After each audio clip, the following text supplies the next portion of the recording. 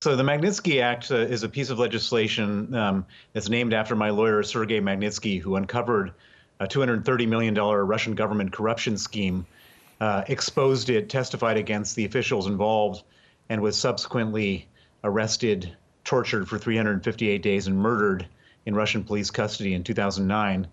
The Russians covered their tracks, circled the wagons, and refused to prosecute anybody involved. And so I went out to governments in the West and I said, if they're not going to do justice in Russia, we need to create legislation to do justice in the West. And the thing we can do in the West is to freeze their assets and ban their visas. And that became known as the Magnitsky Act. Is it effective? It was first. It's very effective, and and the reason we know it's effective is that it was when it was passed in 2012. Vladimir Putin went out of his mind. He went completely apoplectic. He banned the adoption of Russian orphans by American families. He made it his single largest foreign policy priority to repeal the Magnitsky Act. He sent emissaries to Trump Tower before Trump was elected to try to get Trump to repeal the Magnitsky Act. And he's been chasing me around the world with death threats, kidnapping threats, Interpol red notices, extradition requests.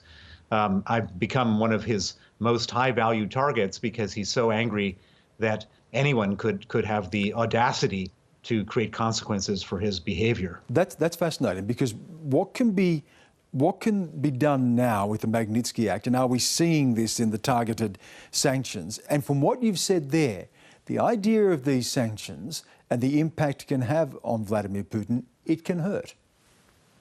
There's no question. So the current sanctions that are being now imposed on Russian oligarchs is directly using the Magnitsky Act template.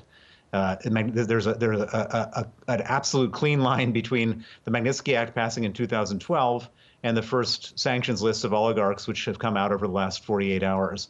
And this does hurt Putin personally and directly. I should point out that Vladimir Putin is a very rich man. He doesn't hold any money in his own name. The money is held by oligarch trustees. And so to get to Vladimir Putin personally and to create a real consequence for these illegal actions, the Magnitsky Act or these sanctions and the Magnitsky Act is the tool to use, and it is being used. And Vladimir Putin, for what it's worth, the moment that we announced that we were going to freeze the assets of the oligarchs, Putin was threatening nuclear war. So we know that we've found his exposed spot, his tender place, his Achilles heel, and we should now use it, ramp it up, ratchet it up as the atrocities continue. Correct me if I'm wrong, but you were at one point the single biggest foreign investor in Russia. Is that right? And so you understand the Russian economy intimately. At what point do we reach a tipping point?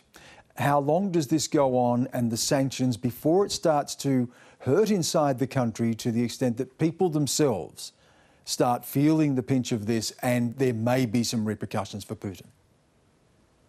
Well, in my opinion, people are already feeling the effects of this. You can see the lines at the ATMs.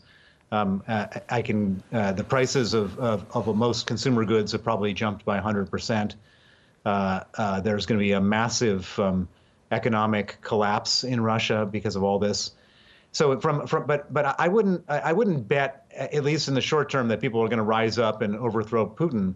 I think the purpose of all this economic strangulation is very simple, that we don't want to go to war with Russia with military, and so we need to basically cut off his ability to fund his war so he can't continue it. And to do that, we need to basically deplete him of all his resources, and we've done that with the Central Bank of Russia by freezing their assets. We've done that with the SWIFT ban of stopping trade between Russia and the West. And if we then freeze the offshore assets of Putin and the oligarchs, eventually they're going to run out of money. And they will be able to go to China hat in hand as a lender of last resort. But I still think that the financial capabilities of Russia in the medium term, and I'm not talking about the next few weeks, I'm talking about the next few years, will be severely limited. And so that is going to kind of has to be unless we want to engage with Russia in a real military conflict, that this is our best shot at stopping him from doing what he's doing.